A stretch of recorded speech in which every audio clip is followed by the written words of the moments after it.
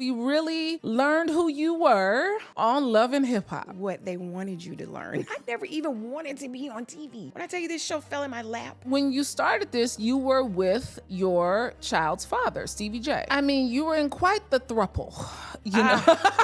I was labeled stupid, doormat. How could you let him cheat on you? I found out watching the show with the rest of the world on Monday night. Recently said in one of your interviews, you guys have a great co-parenting relationship. Well, what's that look, Mimi? What's happening?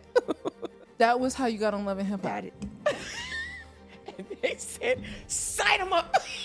There was a sex tape. There's a huge misconception around this tape and how the tape came to be. You were introduced to Scientology with your mother very young, and you were abandoned by her at 13 years old because she chose Scientology. She chose the church. I was an affair baby. I never had parental guidance. I was in a really bad space. We really have you pegged a certain way based off what we see. People may remember you from those moments, but what do you want people to know about you now? Oh my goodness. I'm so surprised by this conversation that I'm having with you. Not expected. Welcome to Vaught Empowers Talks, where we don't just scratch the surface, we dive deep into the lives of some of the world's most influential change makers. I'm your host, Brandi Harvey. But before I introduce my guest for the day, I need you to go ahead and do me a favor. I need you to hit that subscribe button so you don't miss your daily dose of inspiration and motivation. But without further ado, I get to introduce, this woman is aging backwards, y'all. She's so fine in real life. Mimi Faust is a reality television personality and entrepreneur. Mimi established the Keep It Clean Incorporated cleaning service in Atlanta, Georgia. But she rose to stardom with a reoccurring role on the hit VH1 program, Love and Hip Hop Atlanta. Because of her success on the Love and Hip Hop franchise, Mimi garnered spinoffs starring in the hit TV shows like Love and Hip Hop Family Reunion, Girls Night In, also on the VH1 platform. With early media ambitions, Mimi appeared in music videos for Kelly Price, Pharrell Williams, and Jay-Z, just to name a few. Most recently, Mimi can be seen exercising her acting chops in Tubi movies 18 and No Reason. Mimi believes you should protect your peace because it's priceless. Vaught Empowers Talks welcome entrepreneur, mother, actress, model, and influencer Mimi Faust to the show. Thank you. Hi. Thank you. You know, I am just so excited to talk to you now. The pregame was so good.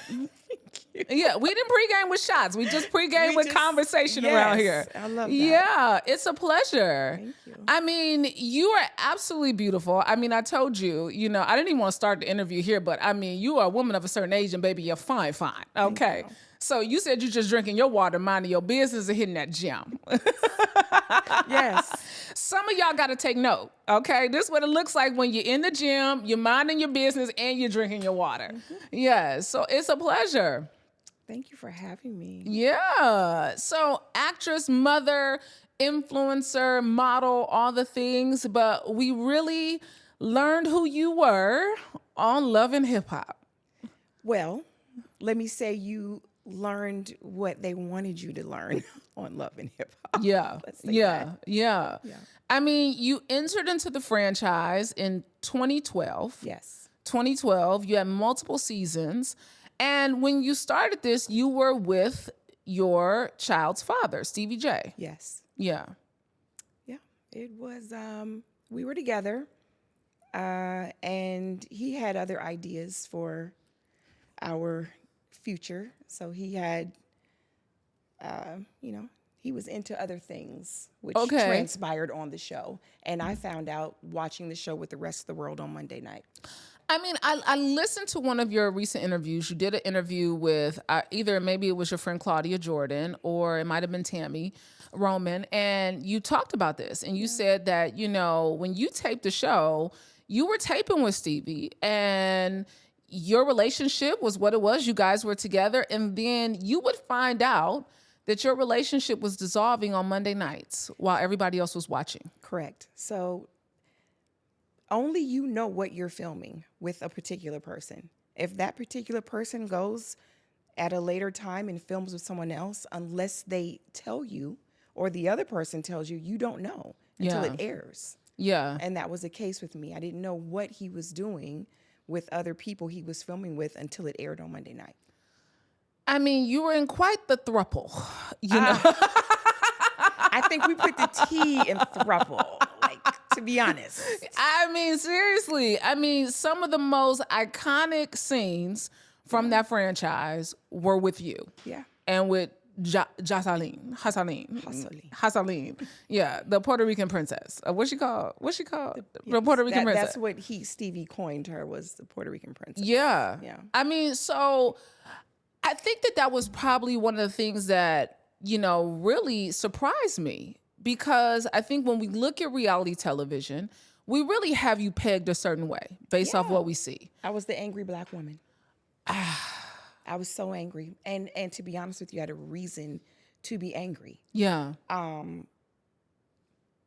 had a reason to be angry. I wasn't just angry for no reason. I wasn't just mad and just going off. I was mad because I was literally put in this situation, and I'm finding out about it, you know, on Monday night with millions of other people. You're finding out that the man that you were in a relationship with is cheating on you. Yes. Yeah. On national television. Yeah. So you have no way of even really dealing with this by yourself, because the moment you find out, everybody else has found out as well. Right. And I was labeled stupid, doormat. I mean, the comments were incredible. How could you let him cheat on you? How do you let someone cheat on you? Yeah. I mean, I don't know. It was an incredible experience. I'll say that. Yeah. What did reality television teach you about yourself? That I was a lot stronger than I thought I was. How so? The stuff that I endured, the stuff that I had to go through on a daily basis, the situations, the criticism, the judgment. Yeah. For the average person, it's a lot. That's a lot. I mean, and I was getting it tenfold. Yeah. Constantly, every day. Mind you, I never had social media before the show. I was required to get social media when I joined Love and Hip Hop. Oh, wow. So I was like, oh, okay. So with me just getting social media, just being on television. Wow. And to get all of this feedback on Monday when I'm just figuring this out with you guys was a lot. So you're trying to figure out, how do I handle this? How do I maneuver with this? And you're still, I mean, because you were in love with this man at one point. Yeah. Yeah, you were in love with him. Yeah. So how is that now? Because you recently said in one of your interviews that you guys have a great co-parenting relationship, but, you know, that took time because, you know, the pandemic forced you to get some therapy. Well, what's that look, Mimi? What's happening? I'm going to choose my words. Okay. Wisely. Okay. The relationship with my daughter's father at this point is, I choose when to communicate for my sanity. It's just not an open door type situation. Yeah. I pick and choose when we communicate because it's just not healthy. And I've learned that it's a form of insanity to just keep doing something that you know you're going to get the same result. Yeah. Getting the same result. I'm getting this for years. Yeah. For me to keep doing that, I had to step back and say, hey, maybe you need to do something different. Yeah. And what I'm doing now is working. Yeah. So in the event that I need to communicate with Stephen, I will do that. If I don't need to communicate with Stephen, I won't do it. Yeah. And that's for my sanity.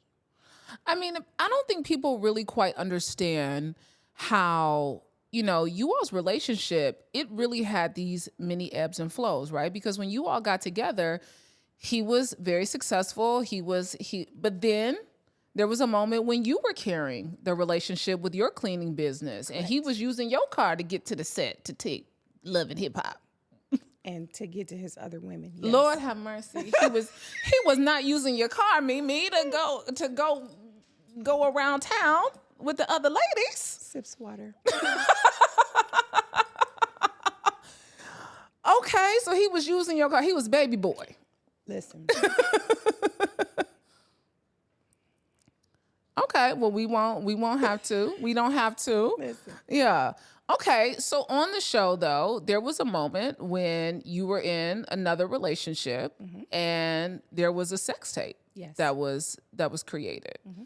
And on the show and watching that, the tape was stolen, all of the things that happened, but you all proceeded to, let's capitalize on this moment because we have this opportunity. What did that teach you about yourself? Because I know it was so many conversations on the show about you as a mom and not wanting your daughter to experience that or know about that. Even some of your castmates, that was a conversation with them. How, what did you really learn from that experience? What did it teach you? Okay.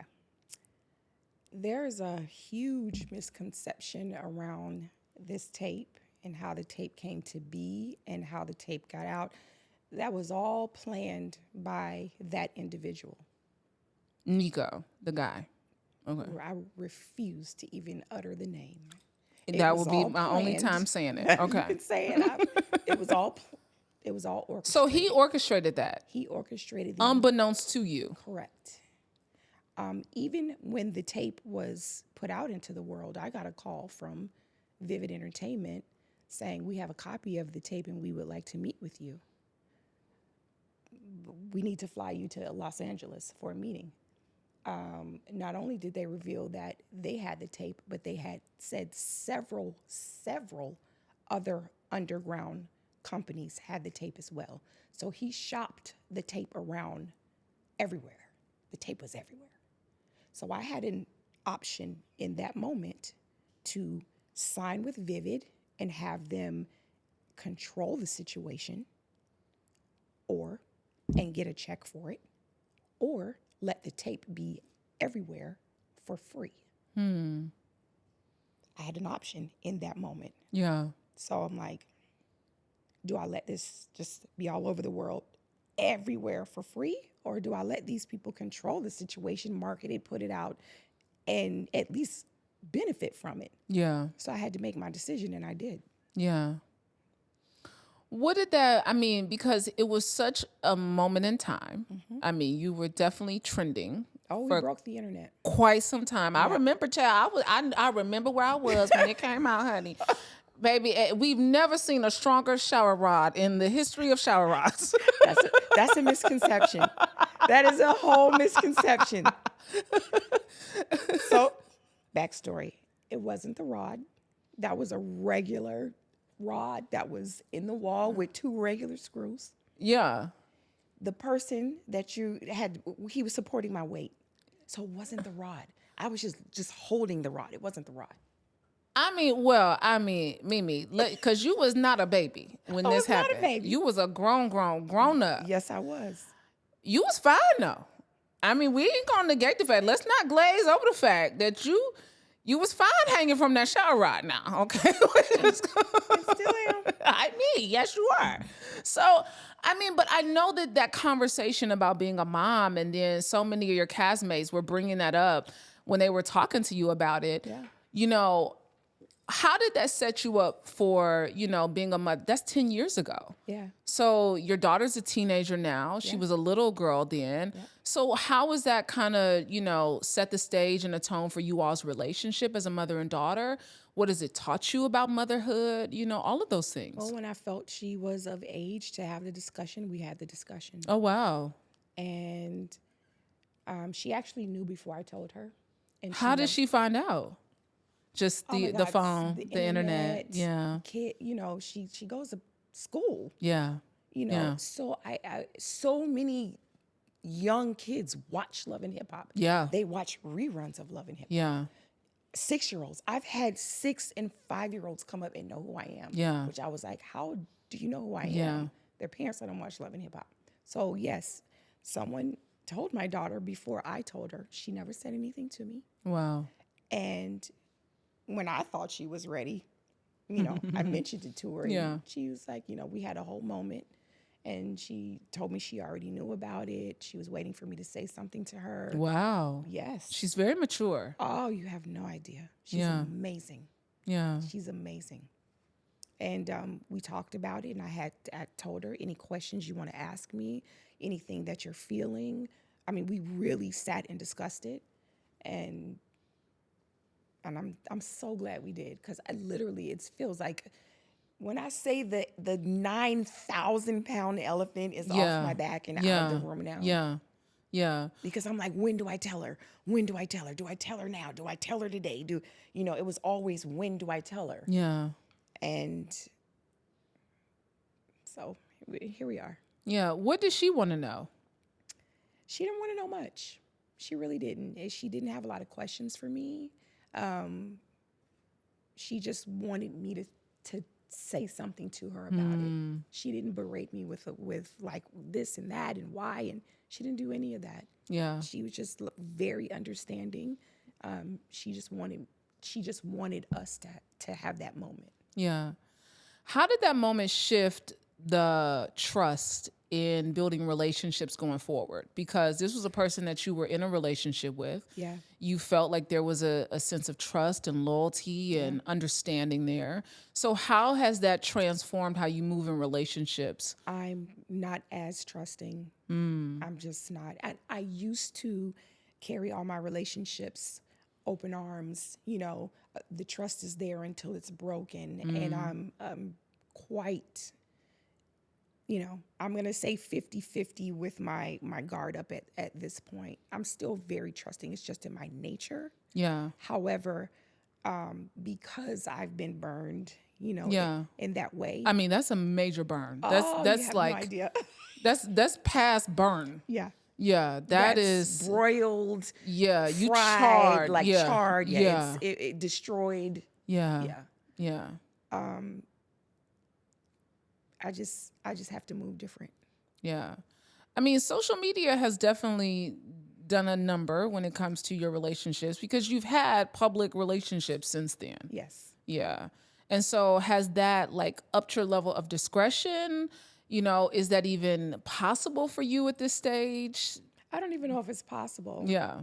Anything I post is, I could do a photo shoot, and if it's with a guy, they think I'm sleeping with that person.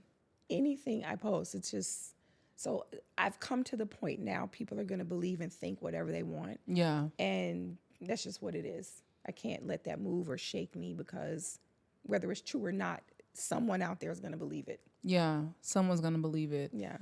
I mean, I think, there's been so many moments in your life because you've had so many levels of trauma that have happened, from your mom with Scientology. You were introduced to Scientology with your mother very young, and you were abandoned by her at 13 years old because she chose Scientology. She chose the church. My mother had her own issues that she was dealing with, and her own insecurities and things that she was looking and searching for. And to be honest with you, I can't really hold a grudge, because me now being an adult, I've made my own mistakes in life. Yeah. You know what I'm saying? Yeah. So for me when I look back and reflect on the choices that my mother made, it was rough. It was rough for me, but I often wonder, had she made different choices, would I be this person? Yeah, who would you be? If I didn't go through all of those trials and tribulations and all of the things that I went through, who would I be? Yeah. So I'm okay with who I turned out to be. Yeah. And my mom making the decision to stay in the church and the church putting me out played a part in that. Yeah. The church called you a freeloader at 13 years old because you wouldn't sign the billion-year contract. Yes. That gives them, you have to pay, they get a percentage of your... You give your entire life to them. Yeah. Everything. You give up your family, you give up everything, and you work for them, you eat there, you sleep there. That is your life.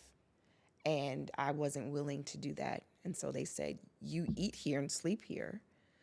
You're a freeloader. I mean, I think it speaks to your intuition at 13 years old to say, wait a minute, my life is going somewhere.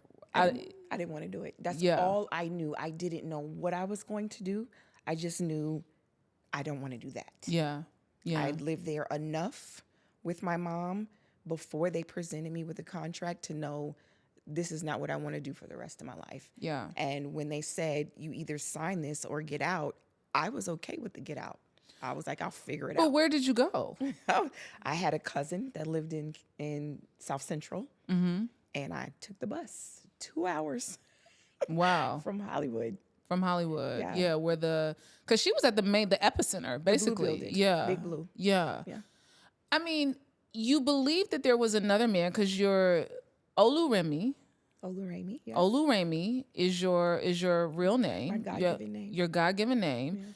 Yeah. And there was James, Yes. and that was the man who you believed was your father Yes. until you were 16 years old? Yes. Yeah. Yeah. I was an affair baby. My mother was married to my brother and sister's dad. And my brother is 8 years older than me. My sister's 6 years older. And I don't know what happened in their relationship, but here I came from someone else. And my mother didn't stay with him, so she actually gave me her husband's name, who was not my father. And I didn't, when I realized this man wasn't my father when I was 16. My sister graduated from college. She went to Florida State. Shout out to my sister, Ingrid Hive. And I went to the graduation, and I see my dad, who I hadn't seen in 8 years because my mom took me and moved to Scientology. I hadn't seen him, the guy who I thought was my dad. Yeah. And I'm emotional. I'm upset. I'm all these emotions. I'm like, oh my God, Daddy! And I run up to him and I'm hugging him and I'm just crying. And he patted me on my head. He said, "My, you got taller."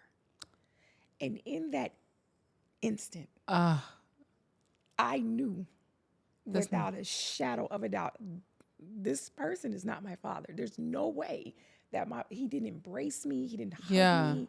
He just kind of was like, Oh my goodness. And so I carried that the entire weekend graduation. I mean, you had to. That's crushing. My goodness. Crushing. Yeah. Yeah.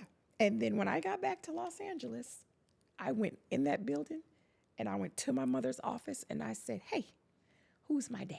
Because he's not my dad.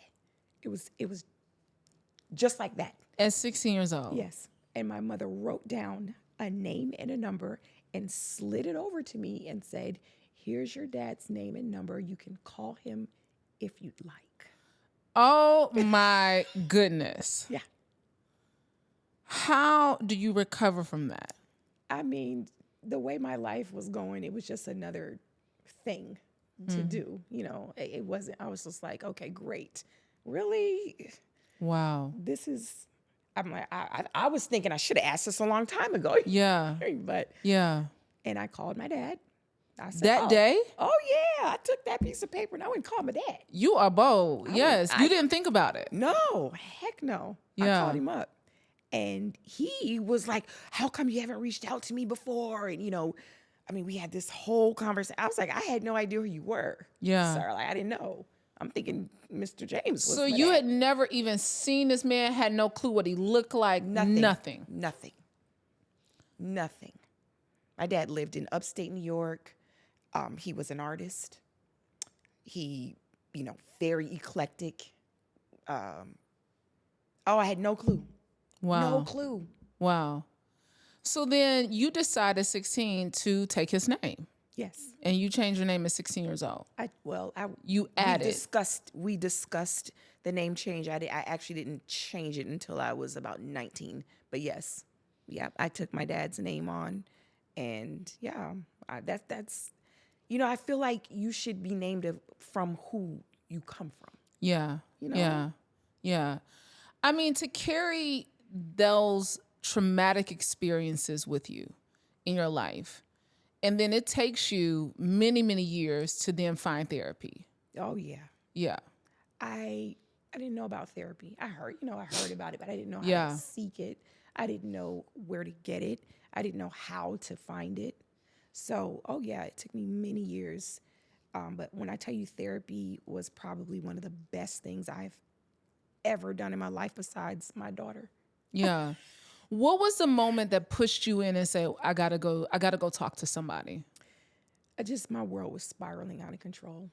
Yeah. It was just out of control. I didn't know if I was coming or going. I just didn't know what to do, how to think. It was just, I was in a really bad space. Yeah. And I'm like, if you don't get some help, it's going to be bad for you. Yeah. Get some help. Yeah. What was that first, because we all have that first moment for people who've gone to therapy. You always have that first moment when you walk in there and like, okay. Because mine was, Mimi, I went the first time and was like, oh, I think I'm good. That was so good. Oh, yeah, no. And then I was like, I knew I wasn't good. I went back. I didn't want to go back because I was like, I don't think I can really tell this lady my business like this. I was at the point where it was word vomit. I was just... Soon as you got in there. Oh, I was just... It Yeah. was just spilling out. Yeah. Because I just wanted to get it off my chest. I wanted my heart free. I wanted my head clear. And it was just... Take it! And I think I overwhelmed the therapist, to be honest. It was like, whoa. Yeah.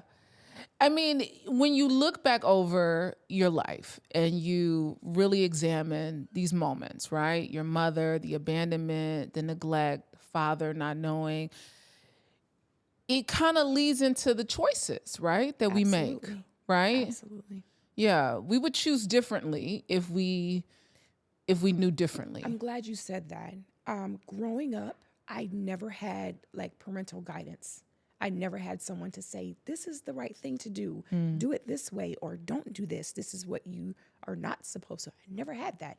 Everything I did was trial and error. I had to go do something and it got messed up. Oh, okay, that's not it. Let me try something else. Oh, okay, that's not it either. So everything in my life was trial and error. It was never, someone that gave me good advice or gave me the tools that I needed to go out in the world. I never had that. Yeah. So when I tell you my daughter is going to be so well equipped to handle whatever it is when she walks out of the door from our home, because I share with her, this is what you do, this is what you don't do, this is what you can expect. We talk about everything. Yeah. I don't sugarcoat it for her. I don't beat around the bush for her. Oh, we have serious conversations. Yeah. Because she's a teenager now. Yes. She's 14 years old. Yes. She's a high school student, gone to homecoming, all the things. Yeah. And people have been really negative at times online about your child. Yes. Yeah. And it's, what's crazy to me is the way social media has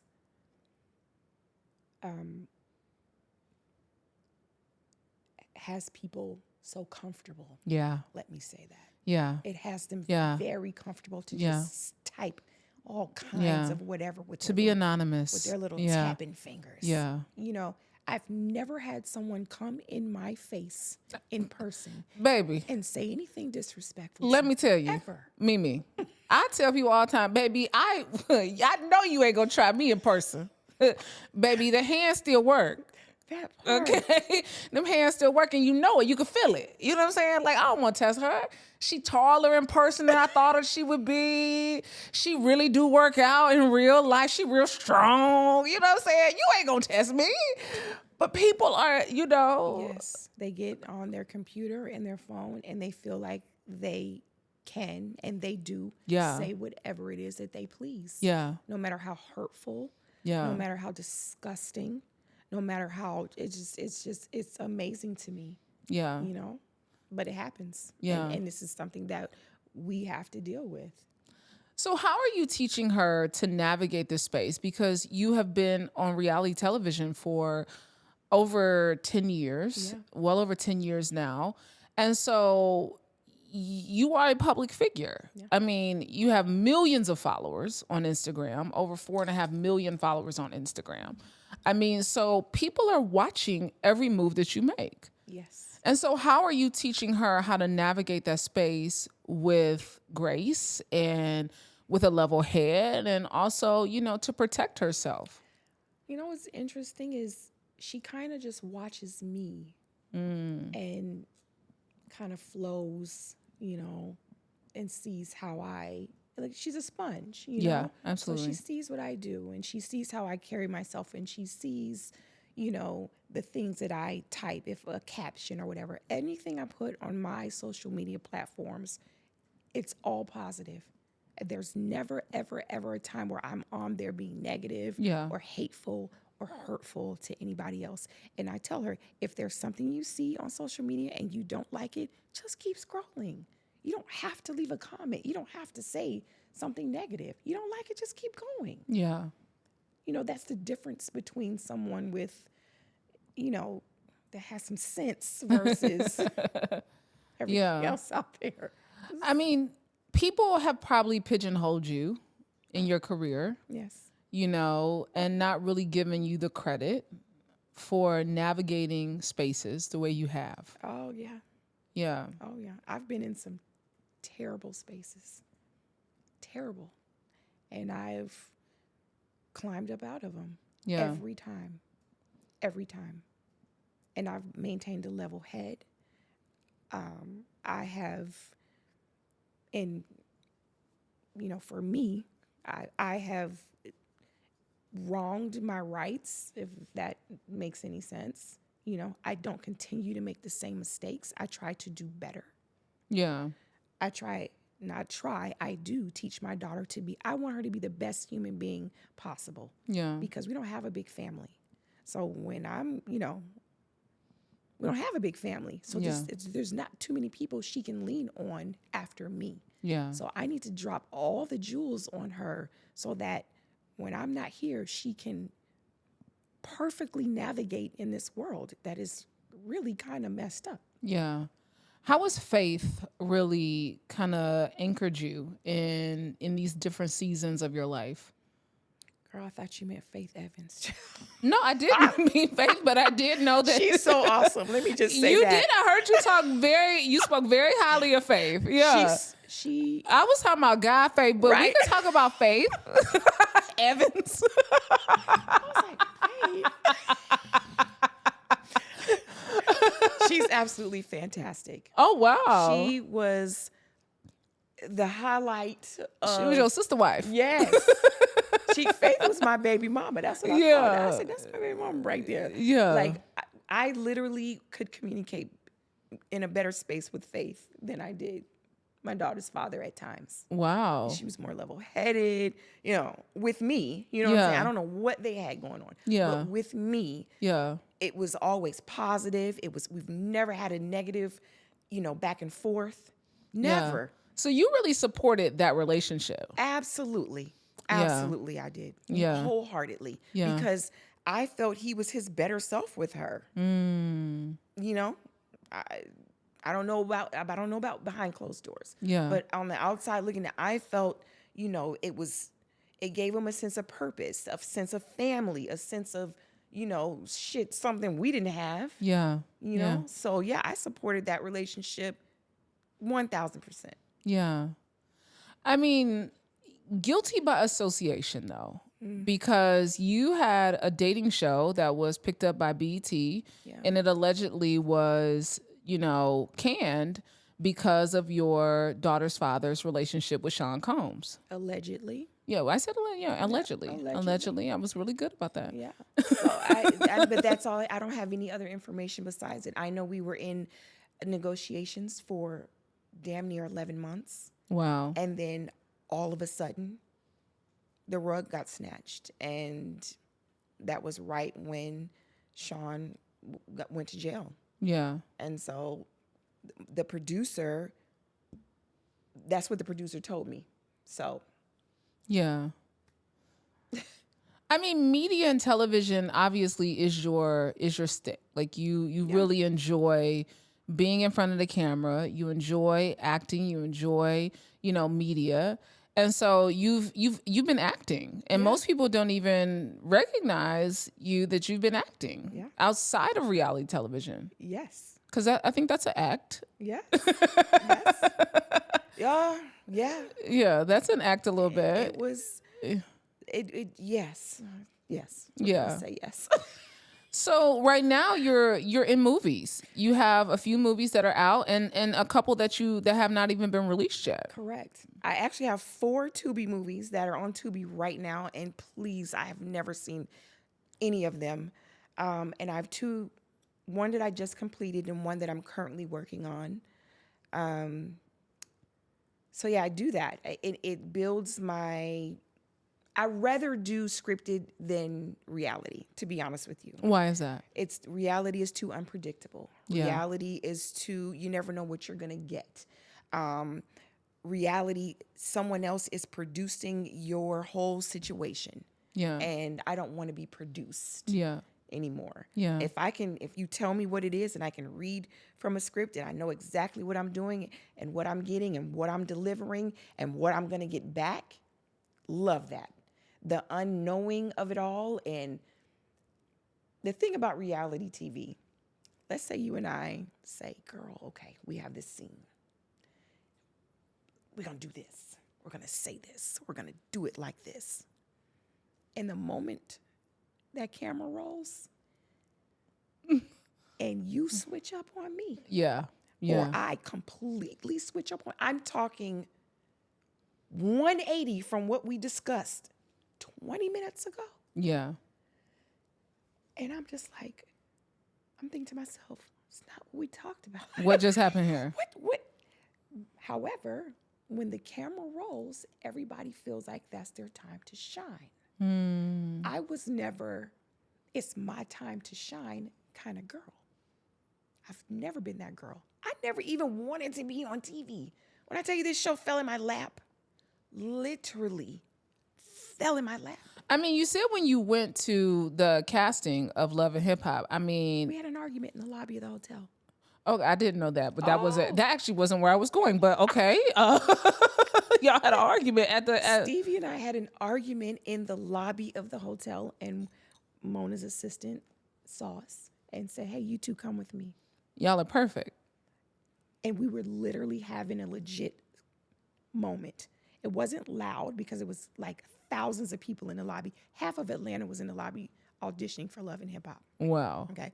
My really good friend, Hannah Kang, shout out to Hannah, sent me a text message. She was T.I.'s manager at the time. Correct. Yeah. Mona hired Hannah to do the casting because Hannah knew everybody in Atlanta.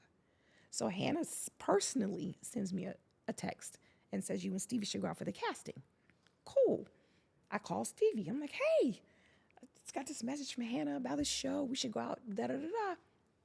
He flipped on me immediately. I'm not doing that with you. And I mean, he went off. And I'm like, hey, put the gun away. It's a suggestion. So he didn't want to do the show initially. Listen, I cannot tell you what's going on in his mind, yeah. I don't know if that was I don't know. What he told me and his actions were two different things, because this was on Monday. The casting was on a Wednesday. So a day and a half, right? Mm-hmm. So I'm like, we had an ill argument to the point where we hung up on each other. It was F you, click. We hadn't spoken at all since. So I'm like, you know what? I got the text message. I'm just going to go down there because I got the message. Yeah. See what they're talking about. Yeah. I go down there. He beat me there. He was already in the lobby when I got there. Bells on. After you told me you weren't going to do this. So you walk in and you see him and you like... First person I see out of thousands of people because it's my daughter's father. Yeah, like, what's up? So I walk right up to him. He's sitting there, gazelles on, Adidas sweatsuit, fresh. I'm like, fuck. Oh yeah, we had a whole situation. So it wasn't loud, but it was a lot of neck rolling and if you saw you knew you knew it was a prop. Yeah. And the young lady said, hey. Took us upstairs, conference room, all of these producers sitting behind, this long table. There was 2 chairs in the middle of the floor. They sat us there and they said, "So, tell us about yourselves." Mind you, this man just got finished calling me everything but a child of God. Okay? He turns into a saint. The sun, the moon, and the stars. And when the planets align. I said, "Excuse me?" I said, "Is that what we're doing?" Oh, he went on and on about the planets and the... Oh, he was really talking about planets. What? Yes. Okay. Why was he talking about planets? I don't think he knew what they wanted. Steve So he was just trying to woo him. Yeah. He was trying to charm him. Yeah. Steve is a music guy. Yeah. He wasn't a TV He's guy. a producer. He's a producer. He's a producer. So he's planets and I'm livid. I mean, I'm gritting my teeth. My leg is shaking like a million miles. I was like, you ready to clock him? Oh, I wanted, mind you, we're in the middle of the floor, me and him, all of these people. And when I say Jesus took the wheel, because it just came out, I said, "You want to know the problem?" I said, "He doesn't know how to come home at night. And when he does, he smells like pussy." And they said, "Sign him up." Look at Tay's face. And that's how we got on Love and Hip Hop. Yeah. That was how you got on Love and Hip Hop. That had I shut up and not said anything and let him keep talking about the planets and the stars and the sun and the moon, there would be no me, no Stevie, or no Jocelyn. Let's be clear. Okay? OMG. Yeah. That was how you got on Love and Hip Hop. Yes, ma'am. Wow. And the producers just ran with it. Y'all were TV gold. Liquid. I mean, one of the most iconic scenes was The Maid. Oh, yeah. And you talked about that in one of your recent interviews. Yeah. About how that was really supposed to be this slight to you. It you was. know. It was You know. Oh, yeah, she was. And people still come up to you now. To this day, on my page, they will "Hey Maid" me. Hey Maid. Yeah, "Hey Maid." Yeah, that was her thing. Yeah. She should have coined it. I mean, but you had a cleaning business. I had a legit business. Yeah. But, I see you got on your maid outfit like you always do. I'm like, it's a fucking t-shirt, like it's a maid outfit. But hey, yeah, this reality TV, like that will never, someone will always know me and her and him from that right there. Absolutely. Hey, Maid. Yeah. You will always go down in reality television history. Yeah. Yeah. I mean, quite iconic. Quite an iconic scene. I mean, but what do you want people to know about you now? Because that's over 10 years ago. Yeah. And so much has changed in your life. You've grown so much. I mean, I told you before we started, I was like, to watch the compilation of Love and Hip Hop from the seasons you were on, to hear you in recent interviews, it's like night and day. Yeah. And so what is it that people might remember you from those moments, but what do you want people to know about you now? I think now I'm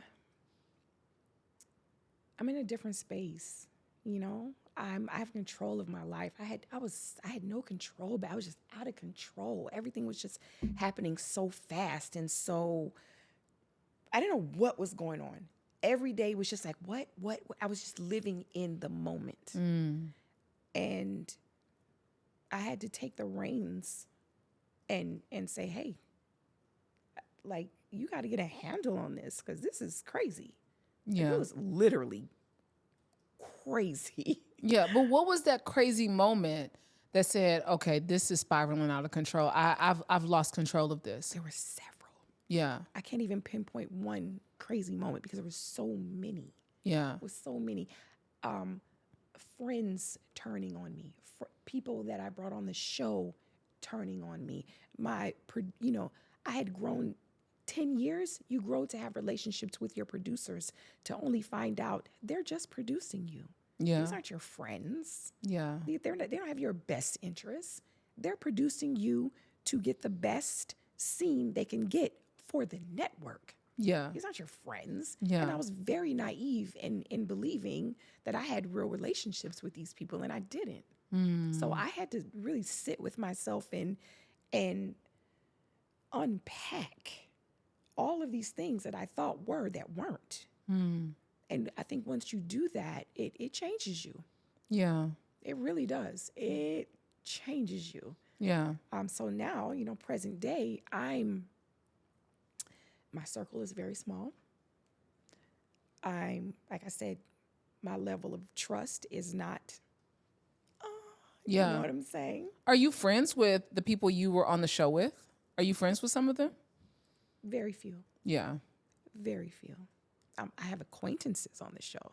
Friends, I wouldn't say I have any friends on that show, to be honest.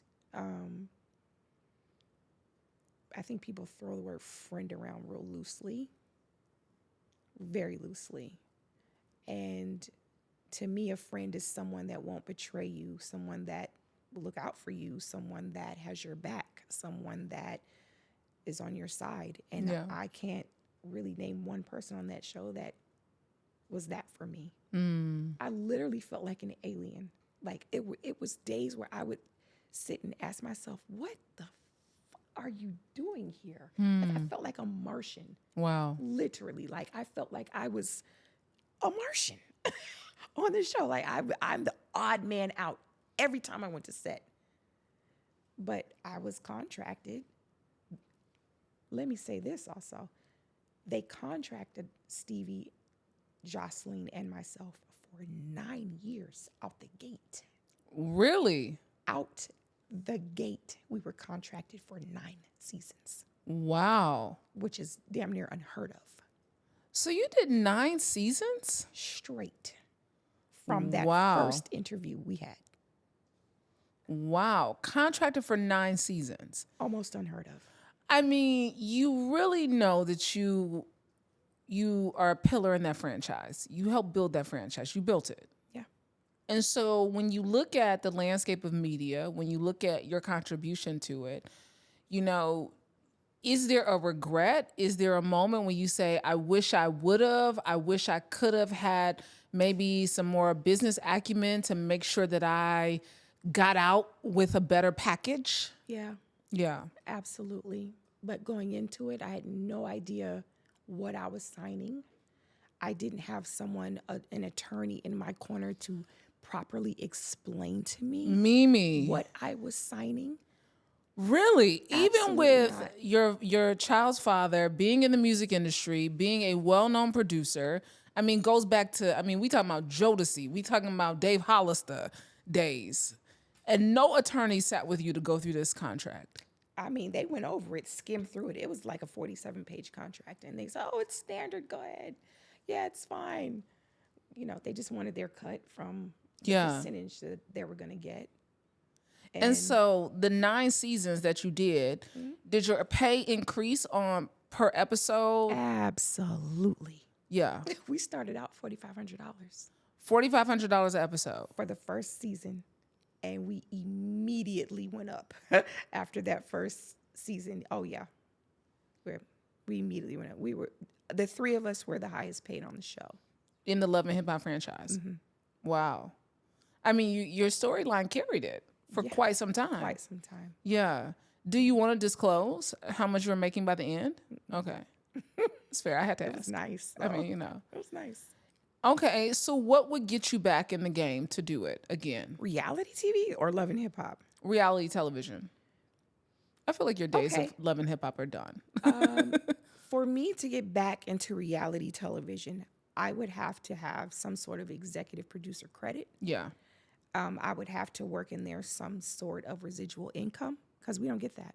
Yeah. We get 1 check and 1 check only. Wow. And that is it. No matter how much the show is run, they could run Love and Hip Hop to 2057 and we don't get another dime. Wow. Not 1 cent. Wow. So a lot of people that they don't know that. They're thinking, oh, no, we don't get any extra money. You get that 1 check when that episode airs. That's it. So moving forward, and even if, anybody that is looking to get it into reality TV, You know what I really want to do? I want to start a reality TV union. I swear to you, because these people have no clue what they're getting into. Yeah. They just don't. I think because most people, they get into it with this, like, the starry-eyed gaze, right? Like, okay, this is going to be a setup. I can promote my music. I can promote my this. I'm going to be famous. I'm going to be all the things. Yeah. And they're not really thinking about the aftermath. I don't even think they can fathom the aftermath, to be honest. Yeah. They can't. Yeah. What was the upside, of course, is that your lifestyle definitely increases. It moves the needle in your lifestyle. But what is the downside for those people who are like, oh, I don't care. That was her story. That ain't mine because I'm different. What would you tell them? The downside to reality TV is you have zero privacy. Yeah. You have nothing is private for you ever again. Your whole life is on the table for the whole world to scrutinize, to talk about, to judge, decisions. You have no privacy. Yeah. Nothing is, and there's nothing you can do about it. You can't get mad about it. There's nothing you can do about it. Yeah. You have to be in the social media platform because that's your job and that's what you do. And so nothing is sacred, nothing is private. Everything is for the whole world to judge and scrutinize. I think that would be the biggest downside. Yeah. What's sacred to you right now?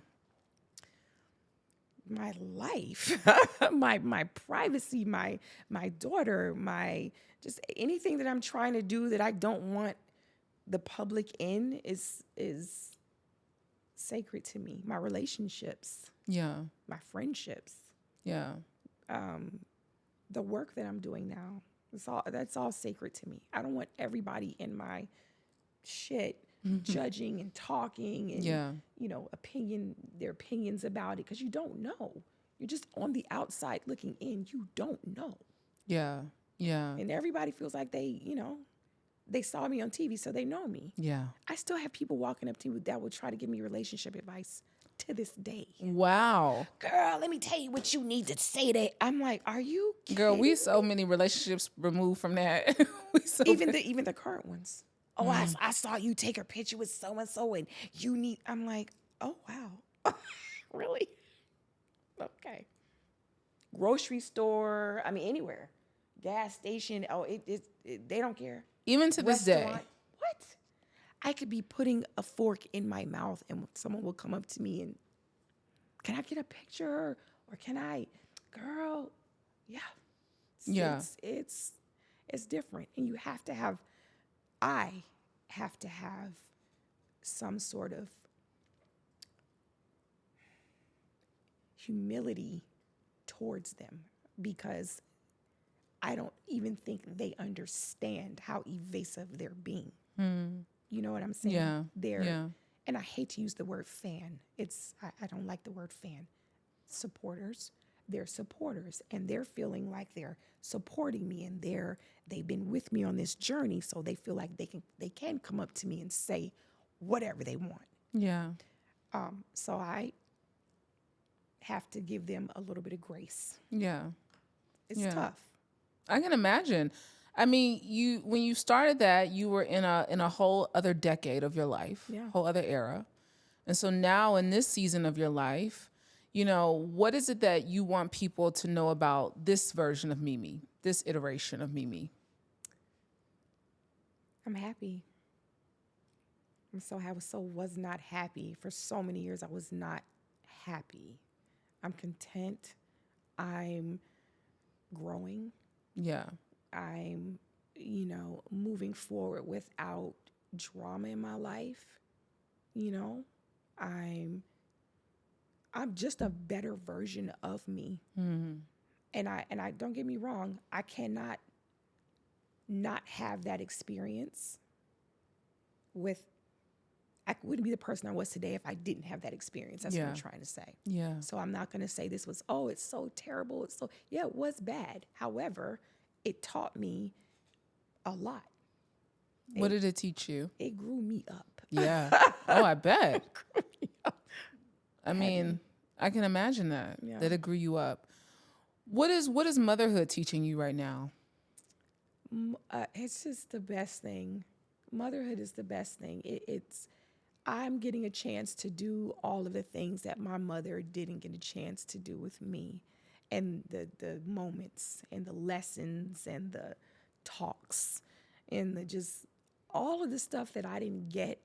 I want to just pour into her, Yeah. and I want to give her, and I want her to know and experience and have, and I want her to feel comfortable coming to me about whatever it is. I want to get to know her friends. Yeah. Because I think that's important now. You know, your kid could have friends, and you don't know, if you don't get to know them, you don't know what's going on. Yeah. When she's upstairs with the door closed. Yeah. You know what I'm saying? So, excuse me, I make it a point to. Eva always tells me, "Mom, you're so cool. You're not like the other moms. You're like the coolest mom ever." I'm like, thank you. Yeah. I mean, that's important to you. Yeah. I mean, your face lights up when you talk about your daughter. Oh, yeah. What do you want her to know about love and relationships and men and dating? I want to know that it's a for real thing. It's not something that what you see on social media. Social media will have you completely turned around and backwards if you're looking at that to be reality. It's not. It is smoke and mirrors. It's just not real. People only put on social media what they want you to see. They're not putting when they're hurt or when they're, all the bad stuff. Some people do for attention, but like for the most part, everything is glitz and glamour and the money and the trips and the this and, and that's not real life. Yeah. So we have these conversations. That's not real life. It's just for play. It's just not real. If you got a chance to do it over, would you do it the same way? I'd make a few changes. I would. There'd be some things that I would pick out that I would not have done. What's one thing? I wouldn't have done that tape. I would not have agreed to be taped. To be honest with you, I wouldn't. Yeah. Like that was a whole segment of my life I could have done without. Yeah. Because nothing from that situation I can say right now is, oh yeah, that was great. No, I'm not proud of that. I'm not, that's not something I'm like, yeah, that one of my accolades that I want to put on the mantle. Absolutely not. Yeah. Did it happen? Yes. Am I proud of that? Absolutely not. Would I change that? Hell yeah. Yeah. In a heartbeat. And I tell her, don't send a picture. Baby, listen. Not even a photograph to a boy, Listen. a girl, to anybody. Yeah. Because if that gets out, it's out there. And Yeah. there's nothing you can do about it. Yeah. Yeah, these are the conversations that I have with my daughter. That's really fair. Very fair. One word you're committed to in this season of your life. Ooh. Growth. Why? Because it's most important. If you're not growing, you're stagnant. And I was stagnant for so long. I don't ever want to be stagnant again. So I always want to continue to grow in some area of my life. I want to grow. I don't care what it is. So growth would be. If you could tell your 40-year-old self something, what would you tell her? Ooh. I'd tell my 40-year-old self, be patient with your older self. Patience. Have some patience. Have some grace with yourself. Yeah. Moving forward. Yeah. Have some grace. Yeah. Mimi Faust. I mean, you are, I'm so surprised by this conversation that I'm having with you. One, not expected, typically I have a whole lot of faith-based leaders and stuff over here on the show. And I had no expectation of what this would be, right? And here's what really has stood out for me is if you got a chance to do something over again. And I think that shows so much of I think it speaks to you as a mom. Yeah. And I think that's what you are so proud of. I think that's your proudest moment of your life Yeah. is your daughter Yeah. and what she thinks of you. Best thing I've ever done was that little girl. Yeah. Hands down. Yeah. She's amazing. Like and I don't know if God was like, this situation with her dad is not so great, so I'm just going to bless you with this awesome human. And he did that. She said, I got to give you double for your trouble. Yeah, I got to give you double for sauced her. Yeah, yeah. You did. But she got the best of both of you. She did. She got the best of both of you. She really did. Yeah. She has his charm. She has my personality. She has my calm, my chill. She's just an awesome little person. Like Yeah. I couldn't even ask for a better situation Yeah. with her. What do you want her to know about you that she doesn't know? That no matter what, her anything she does in life, her mistakes, that is okay. And I love her. And for her to give herself grace because she will mess up. She's not perfect. No one is perfect. And that when she does mess up, don't be too hard on yourself because, baby, I should be black and blue for the amount of times I beat myself up over decisions that I've made in the past. And, you gotta let it go and move forward and just do better. Yeah. Do better. Do better. Cheers to growth, Mimi. Cheers to growth and giving yourself a little more grace. I really hope this season of your life is everything you dream of and more. Thank you. Thank you for sitting down with me today. Absolutely. Yeah, you are beautiful inside and out. Vault Empowers Talks, another good one for the books. Be sure to share this with somebody who could use a little more grace, but needs a little more growth as well. Be sure to subscribe, like, drop us a comment, but I got one more thing. Yes, no one's ever done that. Go ahead. I got one more thing. So the book that has been coming out for years now, right? I am working with a producer right now to turn my book into a documentary. Oh, wow. So yeah. So there's a docuseries coming or a documentary Yes. coming soon. Yes. Okay. Instead of the book, I'm like, scrap the book. You need to put some. Was plenty of tape to back it up. Yes. That part. It's plenty of tape to back it up. Okay. So look, we got a book a documentary, docuseries, something's coming in the near future. Yes. So we're going to see it. Yes. Well, thank you so much for sharing that. Vault Empowers Talks, another good one for the books. I'm your girl, Brandi Harvey. Until next time, eat well, give a damn, move your body every single day. Peace.